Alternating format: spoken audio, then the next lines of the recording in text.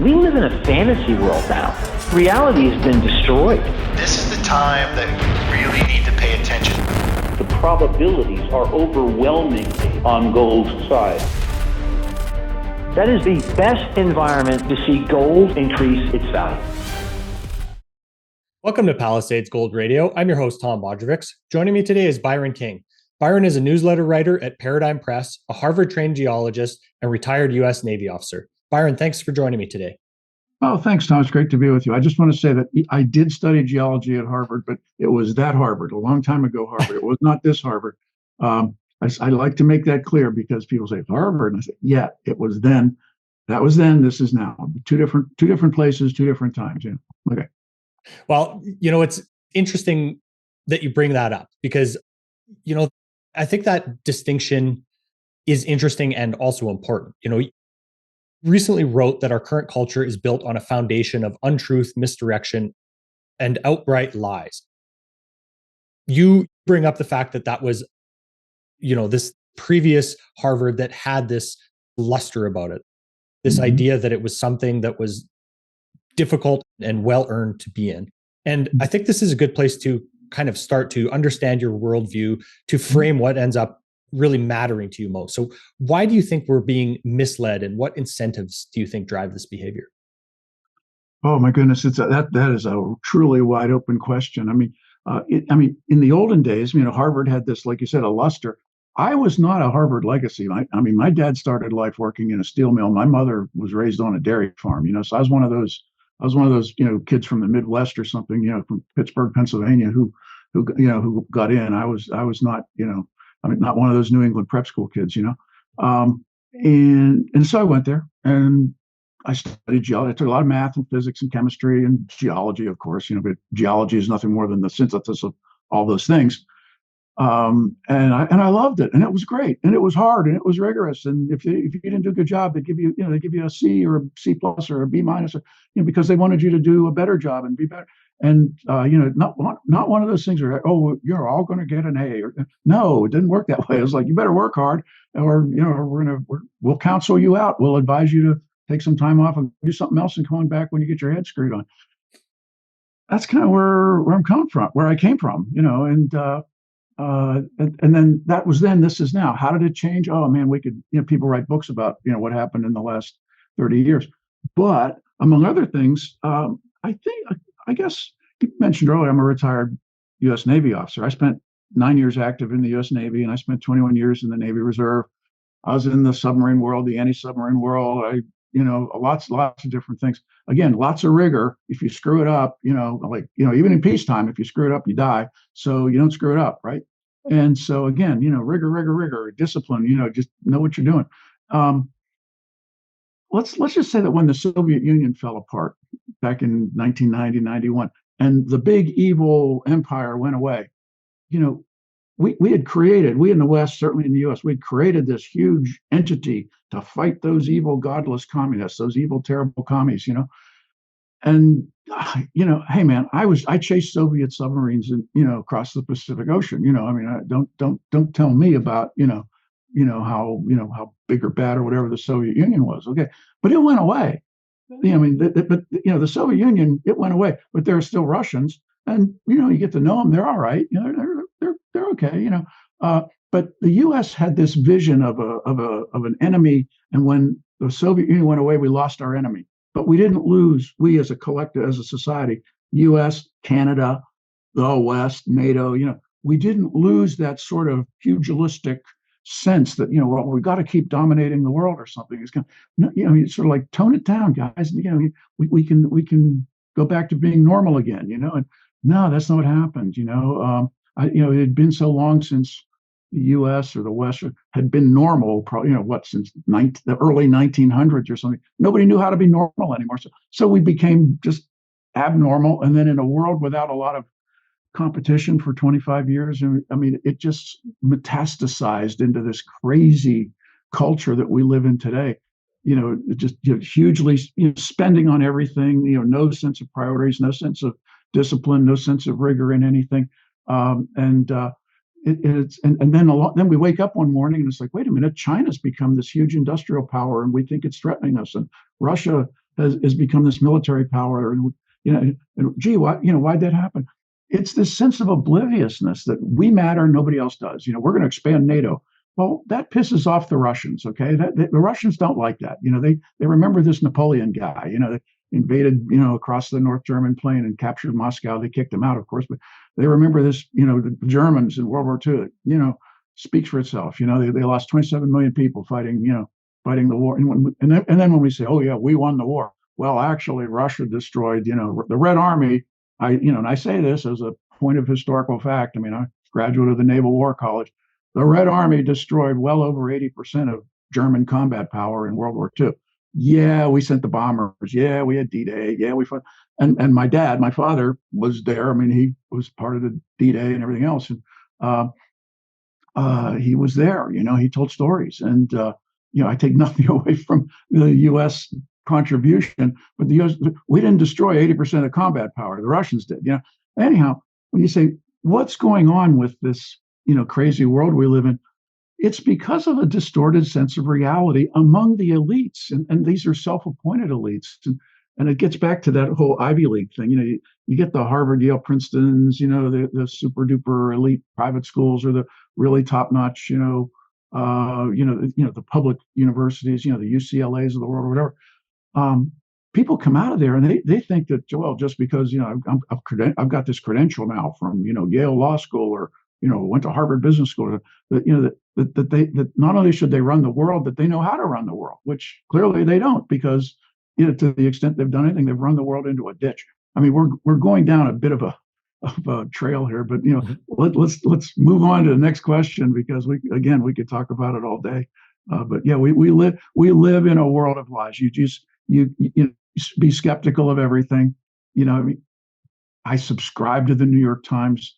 I have a digital online. I read the New York Times, as I say, so that you don't have to, but you want to see what they're saying. You want to see because even though some of it's true, okay, if they do the weather report, that's true. Although then they always want to make it a climate change report as part of the weather too. But there are some things they say that, like, if they're talking about flower arranging, yeah, okay, that's fine. But when they start talking about politics and stuff, you just have to say, no, I don't think that's right. Or, why are you telling me this? What lies are they telling me? Because that tells you what's important. If it's important enough for them to lie about, then that tells you what they think is important. And that tells you what you should be looking at, from the other direction. So we'll take it from there, I guess. It reminds me of that line of, who you're not allowed to criticize ends up holding the power, right? And I think these, in a way, I think they end up being skills, which I'd like to talk about a little bit later, but these skills that you end up developing in order to understand the actual information that you're being given. But again, we can touch on that later. I'd like to move on to asking you, what is lawfare and how is it being used right now to shape our culture? Okay. Lawfare is the use of the legal system to attack, to hurt, your opponent, your enemy. Clausewitz, the great military theorist, he wrote in the 1830s when he was a Prussian guy who fought with the Russians against Napoleon in the War of 1812. And he wrote a book called, On War, it's like, I don't know, 500 pages or something. I've got like 3 copies of it sitting on the shelves right over there. And I've read every page in Clausewitz's book. I mean, we had to read it at the Naval War College, and I've read it over the years. Just, I don't want to call it pleasure reading because it's pretty turgid, but one of the things he said, is a very famous line, is that war is an extension of politics by other means. Another way to say it is politics is war by other means. But lawfare is taking the legal system and then applying it and attacking your opponents with it. And I use the term legal system as opposed to what you might call a justice system, because every country, every society has something of a legal system. I mean, primitive tribes in the jungles of Brazil, they have a legal system. If you do the wrong thing, the tribal chief or the tribal council will deal with you. Stalin's Soviet Union had a legal system, and Mao's China had a legal system, and Pol Pot's Cambodia had a legal system. Everybody has a legal system. the great benefit of the great virtue of the United States for 200 and some years, we had a legal system that tried to be a justice system. Didn't always work. I mean, not going to sit here and defend every day of every courthouse in America for the last 250 years. But I mean, it's a legal system that strives to come up with a just result. But then along come weaponizing the Justice Department, just the whole legal system, weaponizing the FBI, the Federal Bureau of Investigation, against political enemies, weaponizing the Department of Justice, and the poster child for the target number one would be Trump, Donald Trump. They investigated the hell out of him. Oh, January 6th, we're going to take you to court. The documents in Florida take you to court. You said made a phone call in Georgia, take you to court. The issues in New York State, in the New York City trials about, you didn't fill out the forms right on your loan applications or something, take you to court. Costing you money, costing you time. If Donald Trump was named Donald Jones and Donald Jones wasn't running for president, he was just some wealthy real estate guy. He'd never seen the inside of a courthouse for 5 minutes. So that's lawfare, and that's where we are. Another angle on that. Let me just go on a little tangent here. Back in 1993, I guess, a group of terrorists put a bomb in the parking garage of the World Trade Center in New York. It was blew out a couple of stories really of an underground parking garage. The idea was they wanted to topple one of the towers. That didn't work. They didn't topple the towers. Nothing. The towers didn't topple until 2001. But in 1993, they attacked. Foreign terrorists, absolutely no kidding, attacked the United States. And the Clinton administration viewed it as a police issue, we're going to do a police investigation. No, that was a military attack on the United States. That should have involved a military response. When you civilianize a military attack, you are going to encourage other things to happen downstream. But at the same time, when you militarize something that ought to be a civilian issue, that too. And I guess I'd say that's where things like taking national intelligence assets and using them against your own people to survey people, and doing the kind of surveillance that they do, the big broad cell phone surveillance.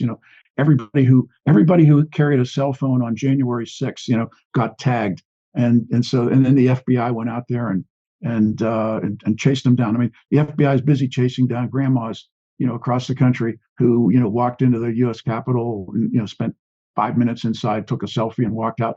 And 18 months later, they're being arrested and hauled into court. That kind of stuff. Meanwhile, somebody shoots the former president of the United States in Butler, Pennsylvania, and it's like, oh, hey, we didn't know. Well, maybe they didn't know. We'll see, or maybe we won't see. Well, I mean, that's an interesting piece to bring up. I mean, this last month, we're talking here on July 22nd. And if you look at the last month, let's say since the US presidential debate, it has been nothing but news flow, as you say, maybe misdirection. How do you try to, get perspective and not get sucked into all of the rabbit holes that it seems that, are presented through all of these different events? Well, that is a great question. Before we came on to record here, we were talking that, for me personally, I mean, the last week since the, assassination attempt has been very distracting. I mean, I'm a newsletter writer, a geologist. I write about gold and silver and copper and mining. I write about energy. I write about oil and gas and uranium. I mean, that's, I'm not a political writer. I mean, they keep me around at Paradigm Press because I'm the mines guy, the minerals guy, the metals guy, the oil and gas, because a long time ago, I worked for an oil company, and a long time, I understand mines and mining, and my house is filled with, rock samples and stuff from places I visited around the world. And that's what I do. And in fact, we met at a resource conference a couple of weeks ago in Boca Raton, Rick Rule's resource conference, which was a fabulous conference. If you want to some great investment content there, great investment ideas. So this is kind of what I like to spend my time doing. I don't know, this book, right? This is a book I just picked up, Physical Geography. I want to read a book about physical geography. I want to learn more about physical geography. And, there's a book about the geology of Morocco. I want to read this book about the geology of Morocco, for Christ's sake, but instead I'm find myself drawn to, like, what the hell happened with Trump, man? What's going on here? Who's shooting who? What about this kid? Where's this 20-year-old kid come from who, shot Trump? And so it's very distracting. Now, if you have eyeballs in your head and if you have ears that work, if you've been paying attention for the last 2 and 3 years or more, you probably saw things that would have indicated to you that Joe Biden is not all together. He's an older gentleman to begin with, which is fine. Nothing wrong with being old. But you saw him walk crazy, and you heard him stutter, and you heard him say these things, and you watched him fall up the stairs on Air Force One. It's hard to miss that stuff. Now, if now you, me, everybody out there who's watching, you've got a mother or a father or an uncle or an aunt or a guy down the street or something, somebody who they got old, man. It happens. It happens to everybody. People age different ways. Some people go strong to the end, and some people just sort of fade or whatever. Okay, whatever. I'm not diagnosing Biden, but if you've been watching for the last couple of years, you know that he was on the way down. And then this whole thing about he's going to run for president again. It's kind of like, wait a minute. They're hiding it. They're burying it right away. There's a massive cover-up going on. The president of the United States encounters hundreds of people every day. There are dozens of people just close to him every day. The secretary, the paralegal, the Secret Service people, the chef, the butler, the aides who walk in and out. There are dozens of people who see him really closely. Hundreds see him every day. The press sees him walking around. He goes to a rally. Thousands of people see him.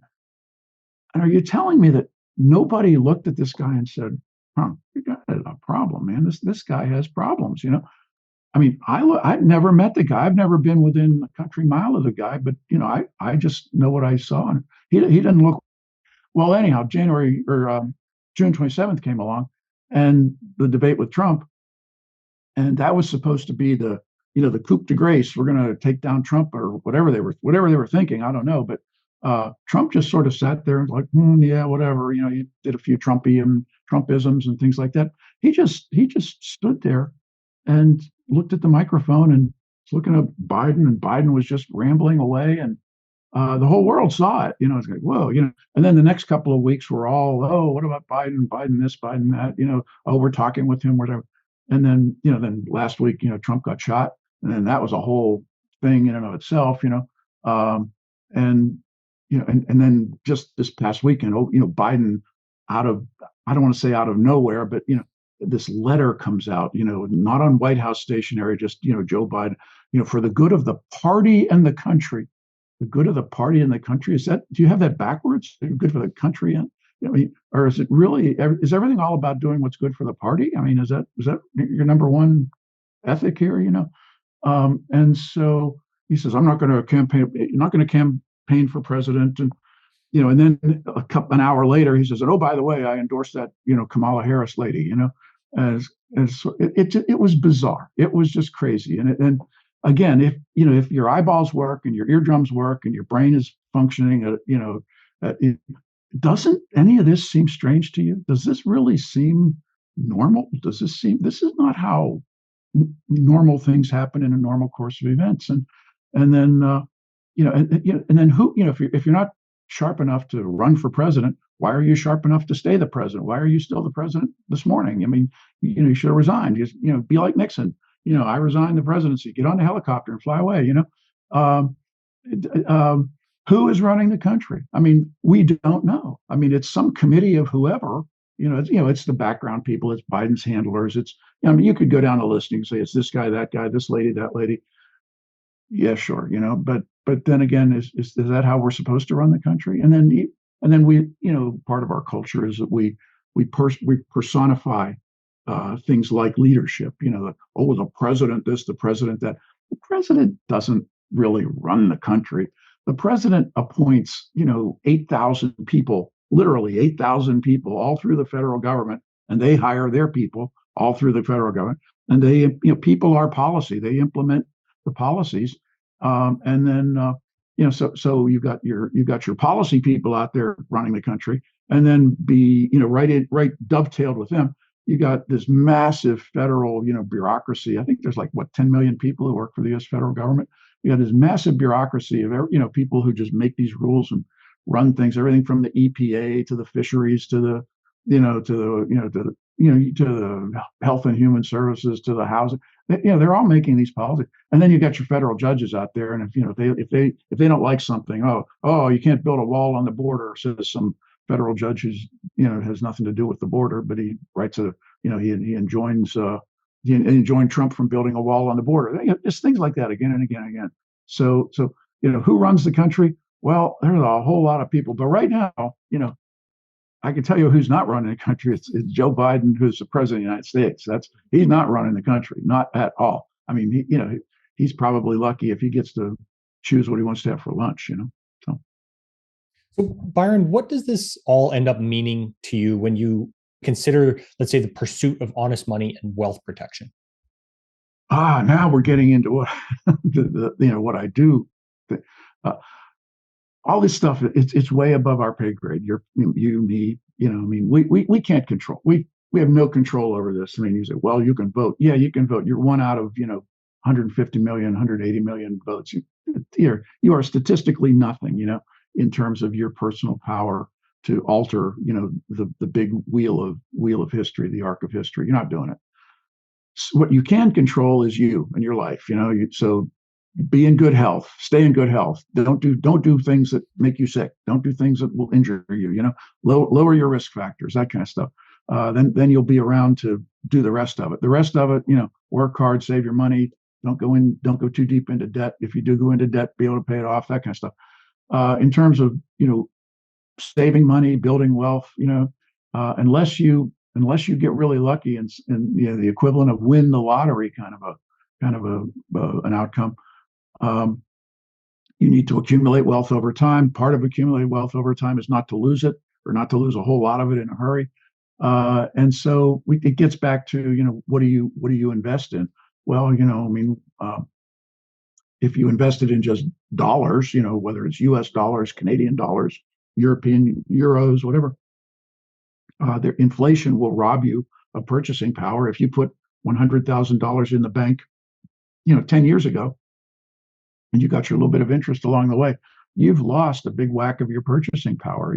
When people say, "Oh, the Dow is 40,000," okay, that's great. The Dow is 40,000, but when you have 20% inflation in the last, say, 3.5, 4 years, that 40,000 Dow, that's really a 32,000 Dow. So you're losing your purchasing power. So in terms of where we're coming from at Paradigm Press, we focus on investing in hard assets, wealth preservation ideas. You ought to own gold, silver, physical gold, silver, as in you hold it in your hand, you put it in your safe or your safe deposit box, or you bury it in the backyard, whatever, however you store it, that's your business, but physical metals are great. And then other, royalty companies they tend to do well when gold, silver takes off in the early parts of the boom. Royalty companies do well. Mines and miners, everything, really big miners, the big name brands, Newmont Mining, Barrick Mining, Freeport for copper and gold, Rio Tinto. And then in terms of like where I spend my time, I focus on sort of the lower end of the intermediate players down into the juniors, and we get into these junior mining companies. That's what I spend a lot of my time doing. I mean, early this summer, I spent 8 or 9 days up in the Yukon of Canada, just visiting small. I don't want to call them plays. They're exploration and development projects. I mean, unless you have a mine and you're mining and you're processing, you're not a miner. You are a project. So I look. And there's where the geology side of me comes in. Here we are, like 25 minutes into our talk. Finally, the geology comes in. I go out there and I talk to the geos and I look at the rocks. I kick the rocks. I look at the drill cores. I look at cuttings. I look at, show me your maps, show me your geophysics, and I analyze it. It's kind of like, hey, what do you have here? What's going on? And and in my geological mind, which I've been doing for, I don't hate to say it. I've been doing it for over half a century. I mean, so and I started studying geology in the fall of 1973. So do the math. And I've been building my geological mind for 51 years, and that includes my time in, among other things, I became an oceanographer. I became an acoustics expert. I mean, I learned a lot of things, Navy-wise, material science, telecommunications, remote sensing, geophysics, stuff. I mean, I'm talking seriously top secret geophysics. Can barely even talk about gravity fields and what you can do with them. And so so all that comes together, and I'll sit there and I'll talk with the geologists, the geophysicists, the engineers, and go, okay, what do you got? And I'll try to make an assessment. Do these guys have something up their sleeve here? Is this worth investing in? Is it worth writing about so that my readers will invest in it? Mm-hmm. So it gets back to the world is doing whatever the world is doing. What I have to do, you have to do. What readers or viewers out there have to do. You have to look after yourself. You have to preserve your wealth, grow it where you can. Find great ideas, and and hope that the people in charge don't blow us all up and kill us tomorrow morning or something. But and assuming that doesn't happen, which I hope it doesn't, we still have to move ahead. Whatever happens with the tax rates, whatever happens with out there in the broader culture, the universities are falling apart, the public schools are falling apart, energy gets expensive or whatever. You always want to have enough wherewithal to move beyond it. I mean, stay outside of that mess, stay outside of that fray. Doesn't mean you have to live in a gated community and forget about everything.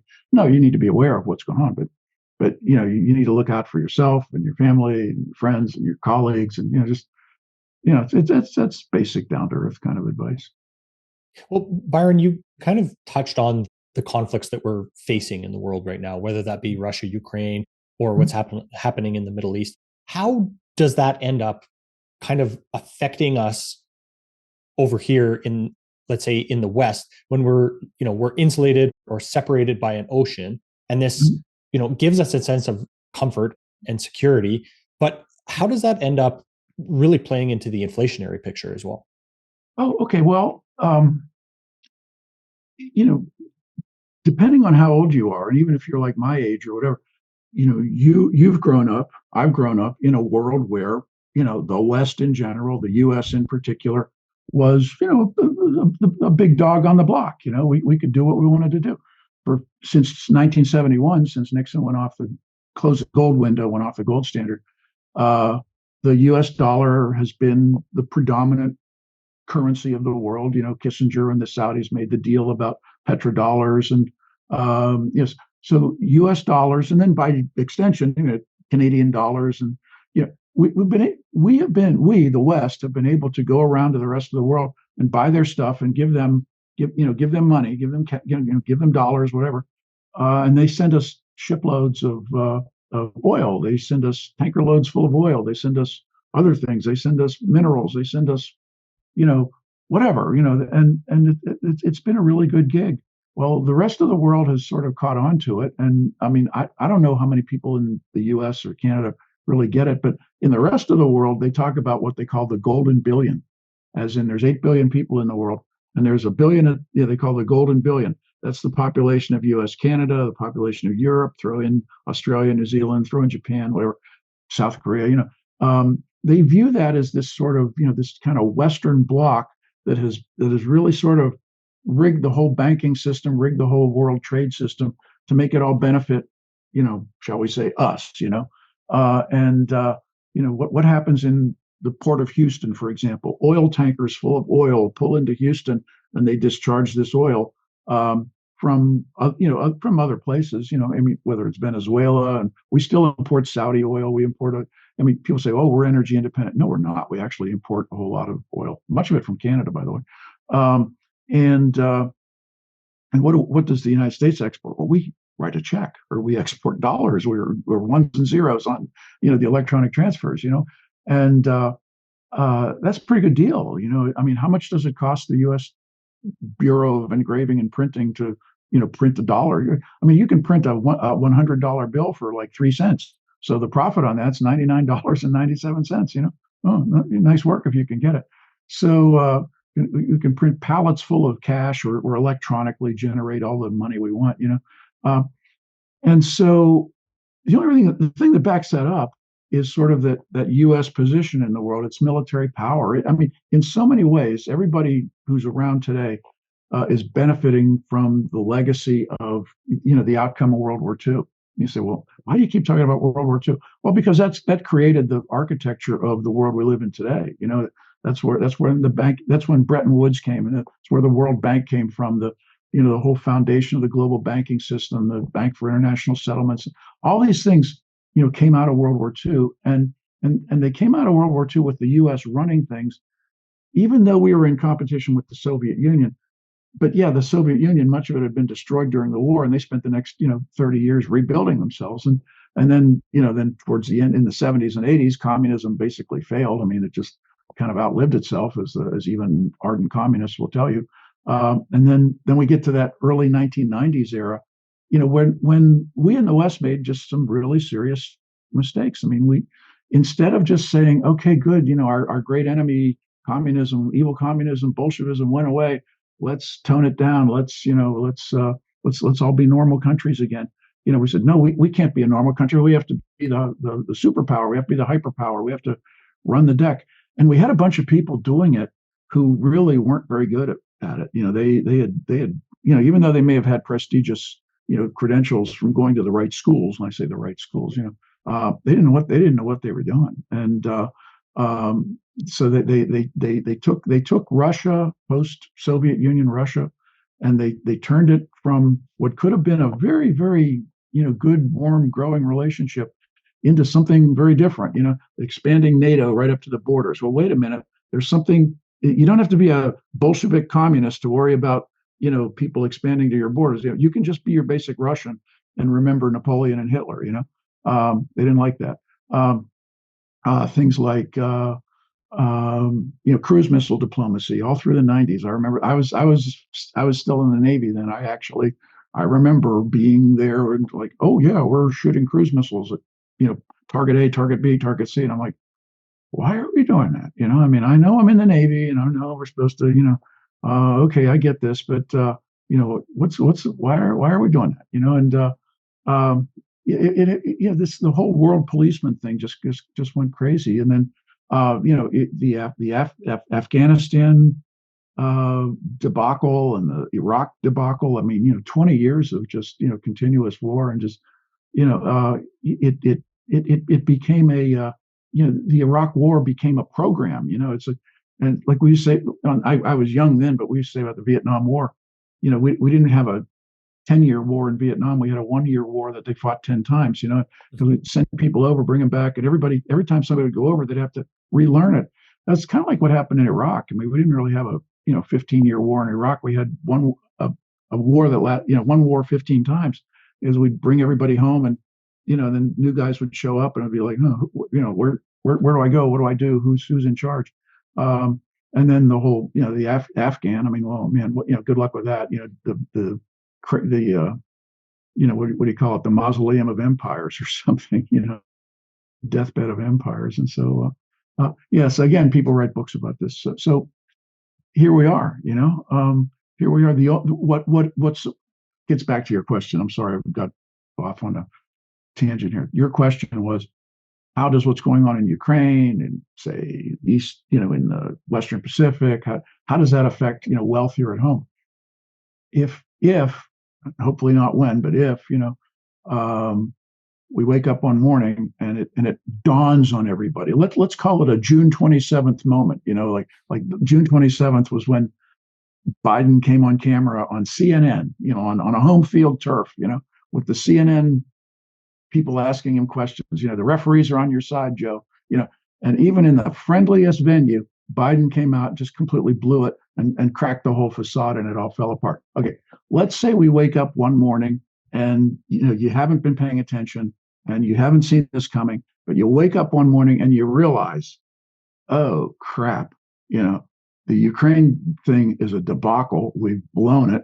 We put 500,000 Ukrainians into the meat grinder, got them killed, another 500,000 wounded, killed a bunch of Russians, pissed them off. Our weapons don't work. Every time we shoot a missile, they jam it or they shoot it down. Our tanks get blown up. The HIMARS get blown up. Their electronic warfare is killing our electronic warfare. Their satellites are as good as our satellites. And we wake up one morning and we realize, oh, geez, our military power isn't what we thought. Look at what's going on in, say, the Red Sea or around Yemen right now. For 7 months, the Houthis cruise missiles and even ballistic missiles at ships in the Red Sea, and we had Navy groups out there, shooting them down and giving each other air medals for okay, you shot down this drone and all this great stuff. Yeah, good for you, great pilot, good piloted work there, guys. That's great, very impressive. But we haven't defeated the Houthis. Okay, we've bombed them for 7 months, shot their missiles down for 7 months, and they're still ticking, aren't they? And look at the Western Pacific with China. China better not invade Taiwan or whatever. China's going to do what China's going to do. Maybe the Chinese will just be patient and let the Taiwanese, with their low birth rates, they'll just sort of die out in a generation or two. But if China wants to, if you look at China's industrial ability, their shipbuilding, their ability to mass produce stuff, they have factories that turn out like Ford has factories that turn out pickup trucks. This is not hard for them, and here in the West we've deindustrialized. That's a whole long story.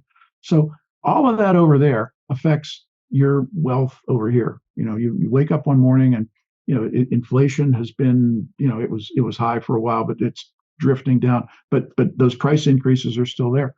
What do you do when you wake up one morning and the world has realized that you're in the midst of the U.S. dollar is in the midst of a currency crisis. That's going to be a shock to everybody. Price of gasoline, price of food, price of electricity just to run your house, whatever. It's one of those civilizational kind of a heart attacks, you might say. So in this environment, Byron, what can go right and also what can go wrong for gold?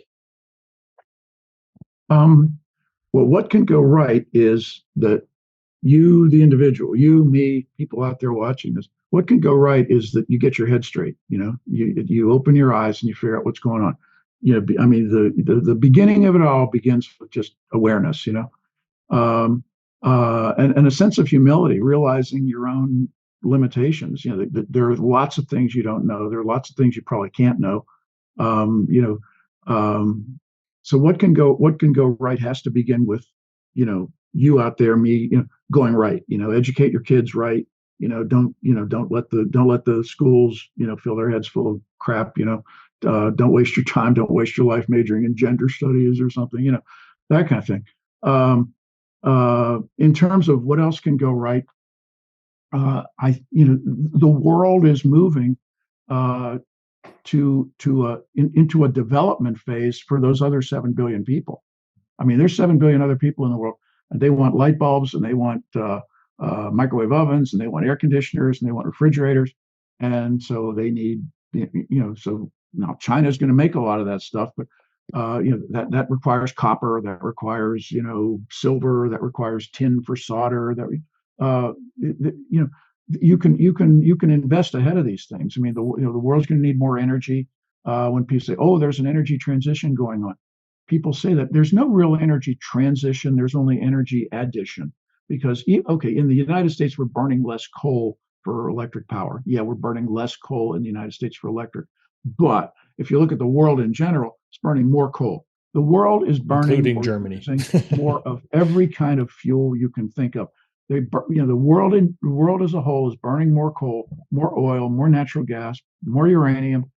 And you say, well, what about renewables? Yeah, there's more solar panels, more windmills than ever before. If you go to the very basics of energy, the world is burning more just biomass. It's burning more cow crap, than dried cow poop than ever before. It's just there is only energy addition, and so anything that makes energy, that does energy, is probably a good bet going forward. I mean, right company, right people, right, the right business model and everything else. I mean, because there are people out there who say they're in the oil business and they're a bunch of thieves, or they say they're in the uranium business, but it's a lifestyle company that keeps certain executives able to pay their club dues and their payments on their fancy cars out in Vancouver. So that part can go right. In terms of, I hope this guy wins the election or that guy wins the election or something. Well, I mean, everybody has their preferences. Anymore, it's more like, I hope that at least one group, loses so that they go away, but they never go away. It's kind of like there's never just one cockroach. There's always you just have to accept that you have to deal with it and work your way through it. I talk to a lot of people who say, "Well, I've given up. I'm not even going to vote anymore." Yeah, you may as well vote. I mean, not voting kind of, what little influence you have goes away. And we live in a system where most of the decisions are out of your hands. The Wall Street Journal today this is Monday, they had a headline kind of like, "The voters tell Biden it's time to go," and I'm like, who wrote that headline? The voters didn't tell Biden shit. They didn't. Biden didn't go because of the voters. Give me a break. It was the it was the big donors, and it was the big political honchos, and it was the party bosses that they walked into him and they put this piece of paper in front of him, this letter that he didn't write, he didn't type it, he didn't sit at a computer, and so he didn't handwrite it on a yellow pad or anything. He didn't write that letter. They put it in front of him and said, "Joe, you're signing that letter," and okay, I'm signing it. And we'll see where it goes from here, and then it's kind of like, okay, Kamala, you're it now. The voters didn't vote for Kamala. I mean, they, in 2019, when she was running for president the first time, she dropped out before the first primary because she couldn't raise money and everybody hated her. And Tulsi Gabbard ripped her to shreds in that very famous exchange that you can find on YouTube, where Tulsi just tore the hide off of Kamala about what a hypocrite she was. And so it's out of our hands, but you may as well sit back and watch it and just, I don't want to say enjoy it, but just kind of just marvel at what's going on. Marvel at the ability to see these things happening almost in real time with modern technology. Mm-hmm. So, Byron, another piece that I think we need to consider about what could go right or wrong for gold is the Fed's path from here. Powell keeps maintaining this higher for longer stance. Meanwhile, banks like Citigroup are forecasting a possible 8 rate cuts for the rest of this year. Where do you land on that spectrum? And is it also a possibility that, we do get a couple cuts, but considering that Powell doesn't say higher than X number for longer, we do come back down a little bit, but that still does mean we're higher relative, let's say, to the rest of the world? Okay. The Fed cuts are a highly discussed item. Will they cut will they cut interest rates before the election? You would think not immediately before the election, not in, say, September, because that gets highly political. But then again, they might. Will they cut rates after the election? Probably, yeah. Whatever they do, will it be the wrong thing too late? Too little, too late, too much, too late. In all likelihood, yes. I mean, one of the problems is just sort of understanding how good the macro economy is right now, or how not good, how bad it is, because we live in a very bifurcated economy. If you have assets, you're doing all right. or you're doing really well. I mean, if you bought Nvidia if you've got a big stock market portfolio with all the right tech stocks and everything, you've done fabulous. You're doing great. If you own real estate in most places, you're doing all right. You at least you got you're holding up on paper. If you don't have assets, if you're like in flyover America, Rust Belt America, sort of the America where J.D. Vance came from, you're not doing all right. And part of my job is Paradigm Press, paradigmpressgroup.com. Part of my job involves just traveling and going places and I visit mines and mills and factories and oil wells and refineries and things. I have the airline tickets and the rental car receipts to prove I've been to these places. I got the stamps in my passport to prove I've been to countries and everything. I go out and I drive through these old mill towns and factory towns, across the U.S. and Canada as well. I mean, a lot of them in Canada. And the old mill or the old factory, it's closed down, it's derelict. The smokestack's out there all by itself. It looks like one of these old obelisks in an old cemetery or something, one of those Egyptian obelisks that they used to put up.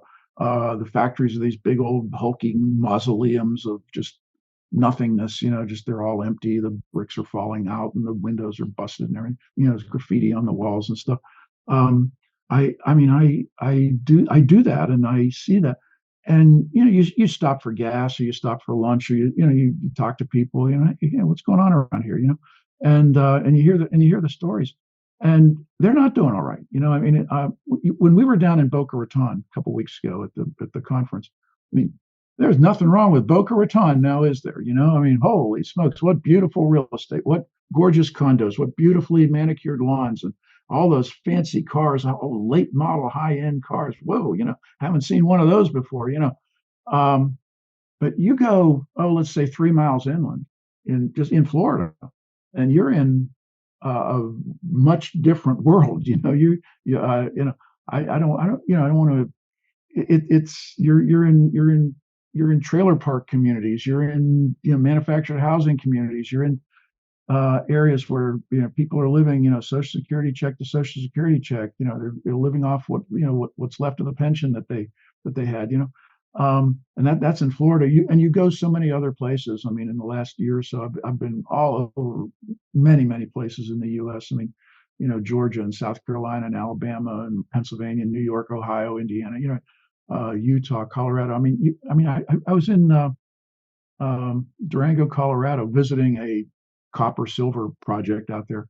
I fly into Durango, thinking, Durango, it's an old like cowboy town or something, old mining town, cowboy town. Well, yes and no. I mean, there's a lot of East Coast money and West Coast money that came out there, bought up all the really super duper real estate. You got like $5 and $6 and $10 million log cabins. They're designed by architects on the side of a mountain. Oh man, look at that place. That's just totally awesome. And you drive 3 miles down the road, and you say to yourself, geez, man, I thought Appalachia was back east. You're in some really poor territory. So when you say what's going on with the economy, should we cut rates or this or that? Well, if when the Fed cuts rates, it'll help certain people, it may or may not help other people. As it is right now, the people without assets, young people just starting out, without assets, without a big fancy job at some big name company that pays big starting bonus or something like that, without one of those $200,000 a year jobs as a first year associate at a law firm or something. If you don't have one of those jobs, you're going to have a lot of trouble buying a car. You're probably never going to buy a house. When I say never, never say never, I suppose, but it's going to take you a long time. You won't start a family. And if they cut interest rates, instead of a mortgage being 12% or 11%, if the mortgage rate is now 9% or 8%, is that going to help these people buy a house? Probably not. If they cut interest rates, will that do things for gold? Probably, because I think inflation is pretty much cooked into the system at whatever rate it's going to be. Loss of purchasing power is cooked in, and so something like gold is still a good asset, either physical to own it, although you don't want to own too much. Too much gold is too much of anything will kill you. It just weighs you down. Silver has lagged gold. I think both physical silver and paper silver and silver miners. I mean, it's lagged gold, but when silver catches up, it has a really nice trajectory upwards. There's still a lot of upside room in the silver side.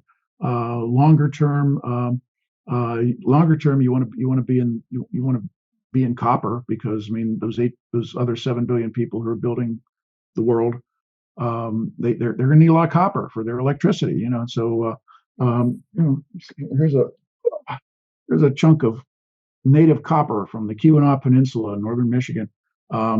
This was in the ground as a chunk of copper. Wow. I mean, you don't find that. This is like 2 billion-year-old copper here. You don't find this stuff almost anywhere anymore. When the glaciers came along, they ripped it out of the rock, and they rolled it around, which is why it's sort of smooth. And then I cleaned it up. I got all the kind of the crud off of it and everything. So it looks kind of copperish, but it started out as this sort of green, mossy looking thing. But I mean, this is elemental copper. This is 99% copper right here. So copper and copper mining, I think, is a very strong place to be for the next, pick a number, 10, 5, 10, 15, 20 years, because there's not enough copper for the world to do what it wants to do. And that's before you do all the things like use, big whack of the country's electric power to run artificial intelligence, or use another big whack of it to charge EVs. Although we're not going to have nearly as many EVs as some people think, whether it's Trump or whether it's somebody else. The EV, the EV fad is reaching its plateau. I think, you'll see, pick a number, 12, 15, 18, 20% of, vehicle units will be EVs among people who can afford them, people who can deal with the charging issues, things like that, people who don't need a gasoline powered car.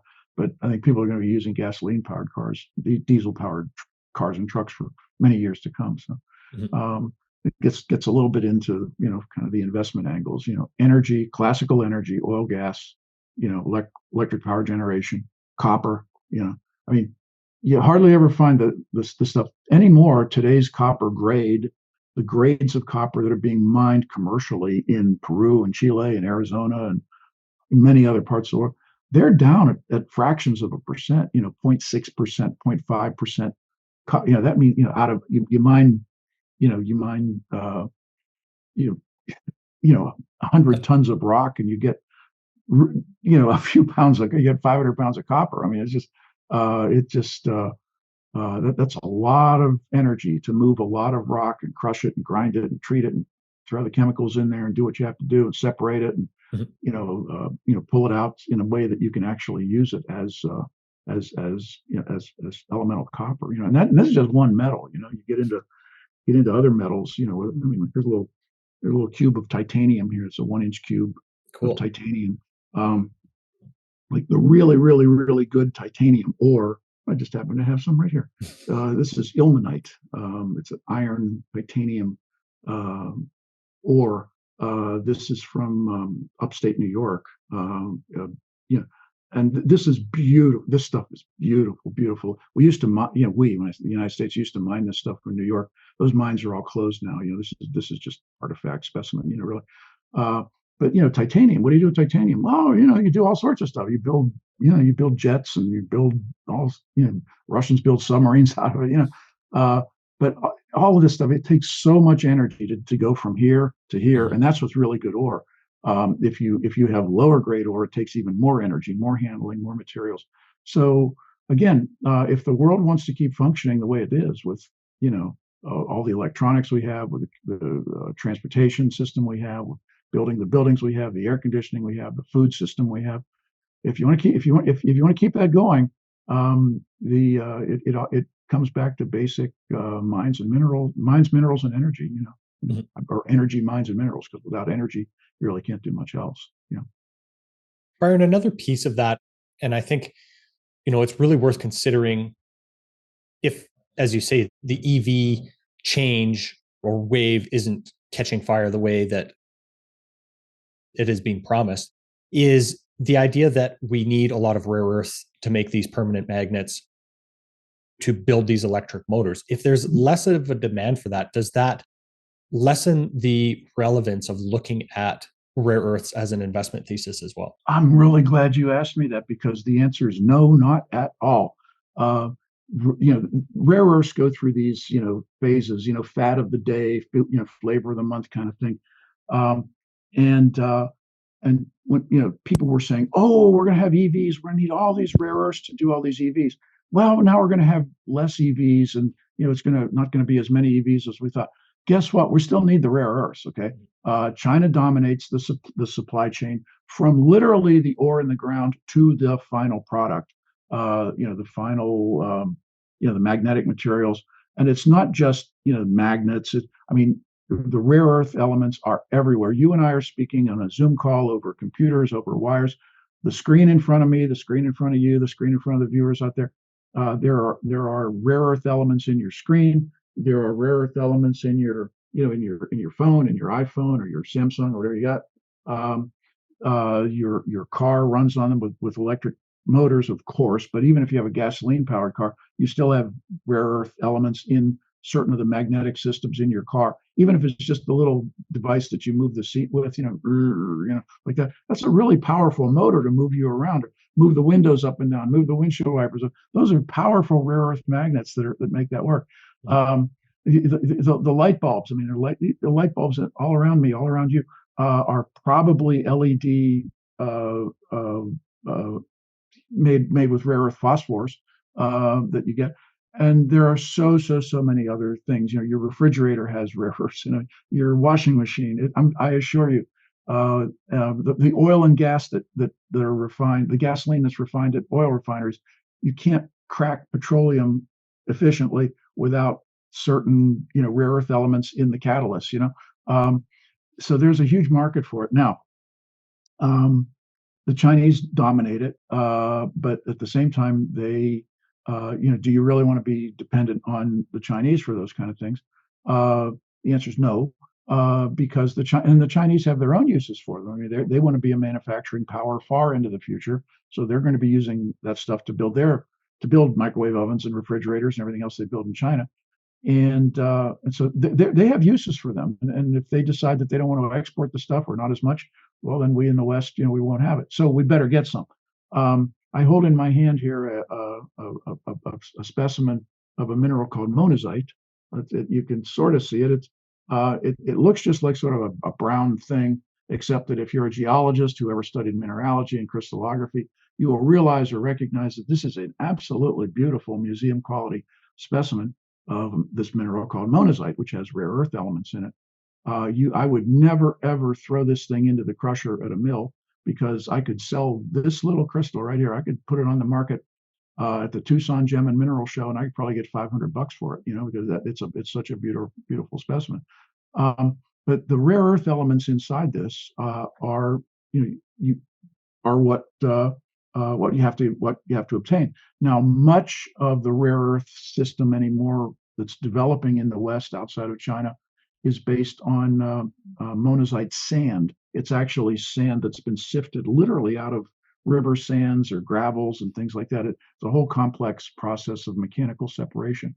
But they take little bitty grains of sand and they filter. You get the zircon, you get the garnet, you get this, you get ilmenite, lots of stuff, and you get monazite sand. You separate that into a big pile, and then you put a Geiger counter next to it, and you realize, oh shit, this is you're a little bit radioactive here. Now you have a problem, because you got a big pile of radioactive stuff. It's not dangerously radioactive, but it's enough that it's regulated. So in order to process it, you somehow have to take the uranium thorium that's inside this mineral as well. It's not dangerous to me. Don't worry, my hand's not going to, curl up and fall off or anything. But there's enough in here that if you separated it, you'd have radionuclides, and you have to do something with them. You can't just flush them down the drain or something. So it to be able to process the radiologic side of it, but then out of that you get your neodymium, praseodymium metals that go into the magnets. But anyhow, that's a long answer to your question. Do we still need to worry about rare earth elements? Absolutely, yes. And there are numerous plays out there that are on bargain basement discount sale right now, just because out of sight, out of mind. But I assure you that the U.S. Department of Energy, the U.S. Department of Defense, the Canadian, Ministry of Defense, they are all worried about this because, in addition to cars and microwave ovens and everything else, everything from from missiles to torpedoes to nuclear submarines to to fighter jets to bombers to the electronics that people use to fight modern wars with. I mean, that stuff all has rare earth elements in it. And again, people write books about it. We could talk about it all day. Yeah. Byron, it seems to be a fairly common theme that a lot of these miners and the actual picks and shovels that supply these raw products to the industries that need them are very undervalued. What do you think explains that disconnect? And why do you think that it has persisted for so long?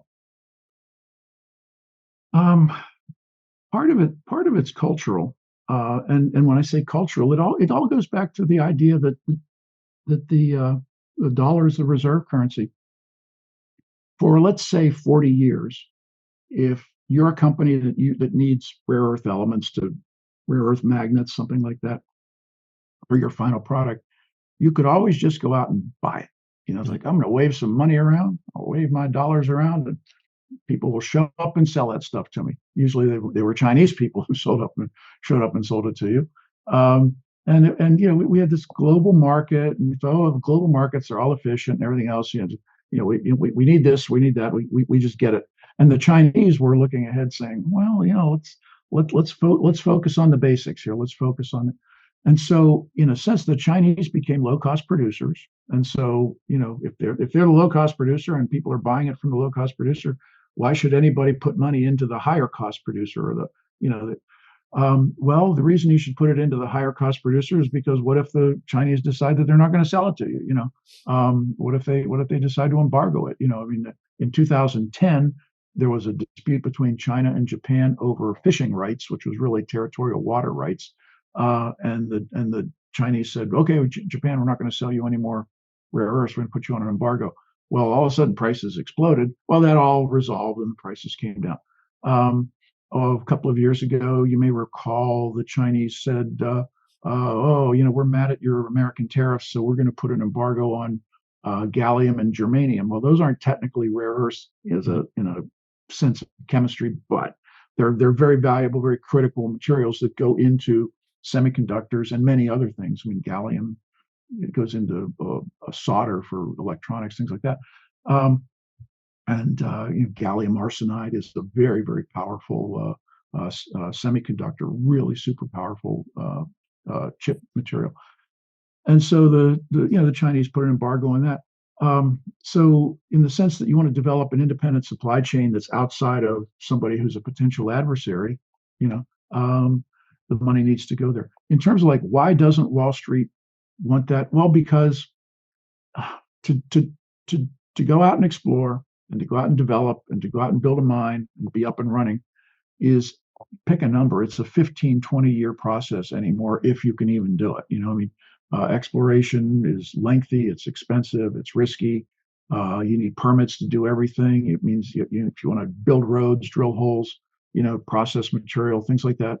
Dig out the side of a mountain, whatever. Lots of permits, air permits, water permits, solid waste permits, all that stuff. And there's a whole host of people in front of it who are there to. Everybody can say no, and nobody wants to say yes.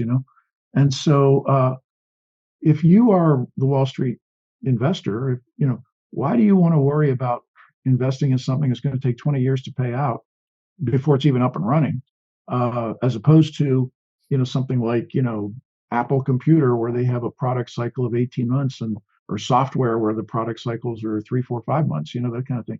Mm-hmm. And so that explains a lot of the migration into, say, tech, for example, and similarly into biotech. Biotech, it's kind of like, well, if the Food and Drug Administration, you got your phase 1, phase 2, phase 3.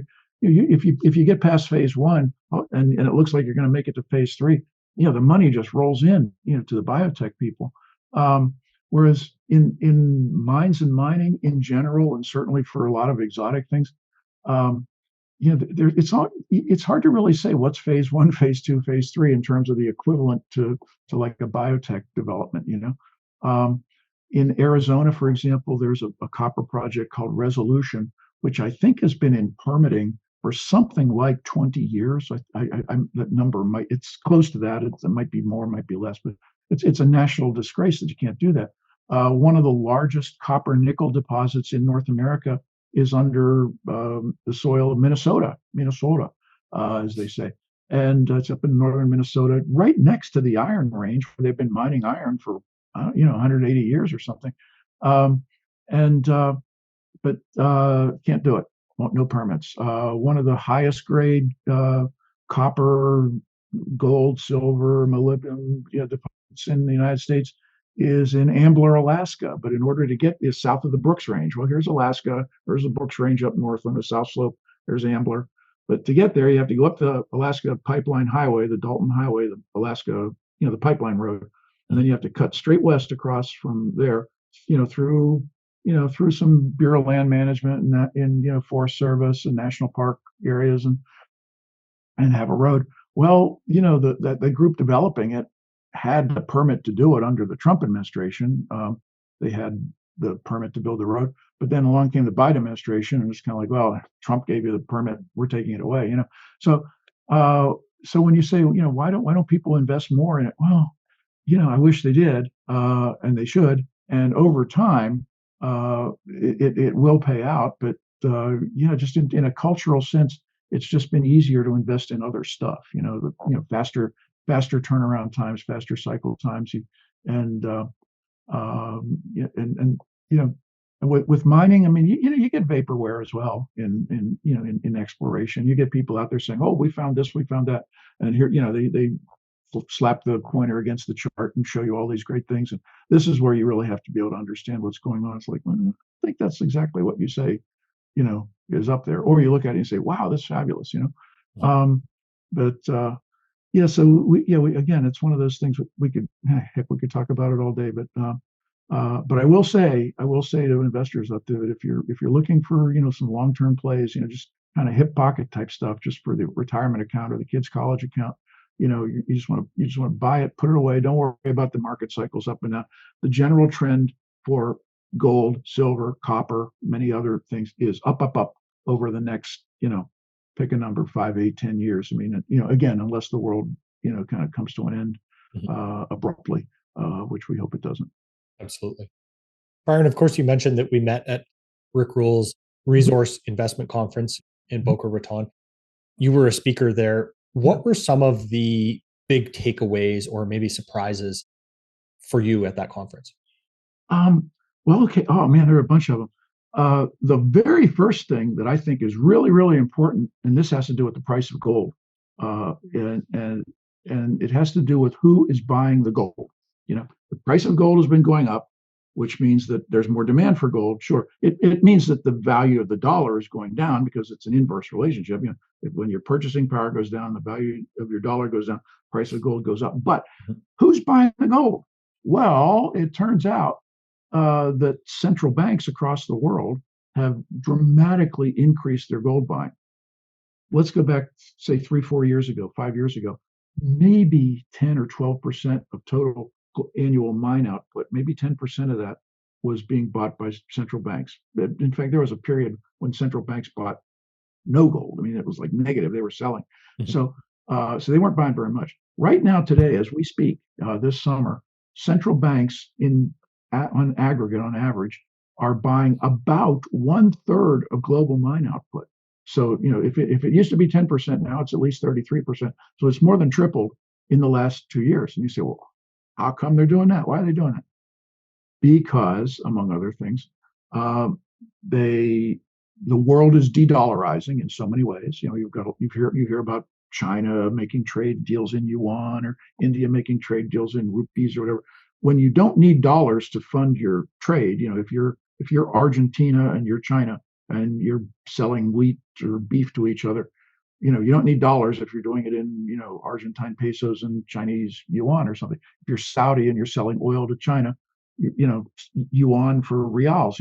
So They don't need dollars. So the world's de-dollarizing. So central banks don't need as many dollars. That's one thing. Another angle is, and this has to do with the war in Ukraine. Russia moved into Ukraine, and within days, weeks, the West put all these massive sanctions on Russia, and some of the sanctions included seizing Russian state assets, treasury, treasury accounts that were on deposit in the U.S., but also most of them were in at a holding site in Europe, in Brussels. But we froze them. We didn't take them as in, oh, they're not yours, they're ours. They froze them. Well, still, this is the state property of the Russian Federation. Okay, I mean, it's like you have just seized and frozen the state property of a nuclear superpower that has 6,000 working nuclear weapons sitting in missiles and silos and everything else, and bombs and bombers, everything else. So the rest of the world looks at this and says, wait a minute, United States, these are your treasuries, these are your financial instruments, and you're telling the world that these things are that you can take them back anytime you want without compensation. This is crazy. And then just in the last couple of months, the last month or so, the European Union and the US decided, hey, let's take those frozen assets, and instead of accumulating the interest for Russia, we're going to seize that interest and we're going to skim it off the top, and we're going to give it to Ukraine to help fund the war against Russia. Basically, the West, the United States, is telling the whole world that our money's no good, in the sense that our money is risky, and if you do something that we don't like, we're going to take it from you, and you can't do anything about it. And the proof that you can't do anything about it is that we just took it from this nuclear-armed, superpower called Russia. Now, eventually the Russians are going to come back. I mean, I think it was Otto von Bismarck who said very famously, "The Russians always come for their money." And so, we are in the early innings of this whole thing. This war in Ukraine is not going to go on forever. It's going to end probably sooner, rather than later. Ukraine is running out of people. They've killed off, an entire generation of their young people. They're drafting, kids, and they're drafting old people with white hair and long gray beards, sending them to the front lines and getting slaughtered by, Russian weapons. They're killing Russians too, but there's an absolute slaughter going on there. That war is going to end, and when the war ends, there's going to be a reckoning. Who gets what, who does what, where do we draw the lines? New lines on a map. Who committed war crimes, who did this, who did that. There a lot of people are going to be very unsafe in this world, traveling, because if you land in an airplane someplace, somebody's going to come on with a warrant and just grab you on and drag you off the plane. But among those reckonings are going to be, we're Russia. You took $350 billion of our state assets. We want them back. You took that interest. We want it back, and we want interest on the interest. And we want penalties for what you did. I mean, there's going to be a reckoning that comes out of all this, and how it resolves, who knows? It's going to take some really deft diplomacy on the part of everybody to see it through. But every war ends. Sometimes they end with the Japanese bowing on the deck of a battleship and just signing the paper saying we surrender unconditionally. World War I ended without, nobody won, nobody lost, but we say Germany lost, and although the army wasn't defeated, but then the Treaty of Versailles laid the grounds for World War II. So how it's going to unfold, who knows? I mean, people make really, people do dumb things, and they always it seems to be a constant in history. But anyhow, that you asked me what I took away from the fact that the central banks are buying so much gold, I think is really, really, really telling. Another thing is really just it reinforced what I think I already knew, but it really drove it home in terms of like where copper demand is going in terms of the future. You're not finding this kind of copper anymore. You can find it as a scientific curiosity. You can go out in the northern Michigan peninsula with a metal detector and find chunks here and chunks there of this stuff, but you're not finding big deposits of stuff like this. I mean, we're mining really low grades, and the demand curves are going like that, and the supply curves are sort of going like that if they're not plateauing. And so you've got this big gap, and the way you solve that gap in terms of supply demand is with higher prices. higher prices, higher profits, more incentives, and so the copper miners of the world, I think have a solid future. Those are two real big takeaways.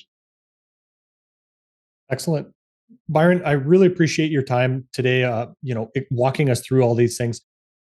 As you said a couple times there's a million different tangents we could take. Maybe we can spend another episode in the future talking about the geology, things like that. I'd be happy to do that. I mean, I really enjoy talking about geology more than I enjoy talking about politics. I mean, I'll get all geeky on you and stuff, and we'll really get into it. But yes, it was nice to speak with you, and of course to your audience out there. I truly appreciate that anybody would take the time to listen to what we have to say here. Absolutely. Unfortunately, it does all tie together at this point, because you can't really separate the politics from the mining industry, as it has been in some ways demonized, and we're in this position where we really need these minerals to move forward as a world, as a society, to bring that other 7 billion people into a state that is, even remotely close to the luxuries that we all enjoy. And that demand is going to continue for the foreseeable future. Of course, for anybody that would like to read more from Byron, that's all available at paradigmpressgroup.com, PARADIGM, pressgroup.com. And one word. Yeah, absolutely. We did Paradigm Press Group, one word, one big long word.com. Yeah. Mm-hmm. That'll get you to the landing page. And from there you can, work your way in. There's some, free stuff, just sort of giveaway stuff. And then, the basic subscriptions to things like Jim Rickard's strategic intelligence are it's a very, very modest amount every year, for an annual subscription. And then once you get in, they start sending you things like the Daily Reckoning and the Rude Awakening and the 5-minute summary. There's a lot of good information, the idea is to just over fulfill the subscribers' expectations. We have the luxury of being able to to publish a lot, but we don't try to do too much. I mean, we try to keep it high quality. We don't bury you with just just stuff. I mean, we try to make every article that we send out be worth the 3 or 5 or 8 minutes it takes to read. Yeah. Excellent. Byron, thanks so much for your time today. Really appreciate it. Thank you, Tom. Thank you, everybody out there who watches. Thank you. This podcast is for general informational purposes only. Nothing on this podcast should be taken as investment advice. Guests on this show are not compensated for their appearance. Listeners are urged to educate themselves and make their own decisions. Do not base any investment decisions on the information contained. To view our full disclaimer, please visit our website.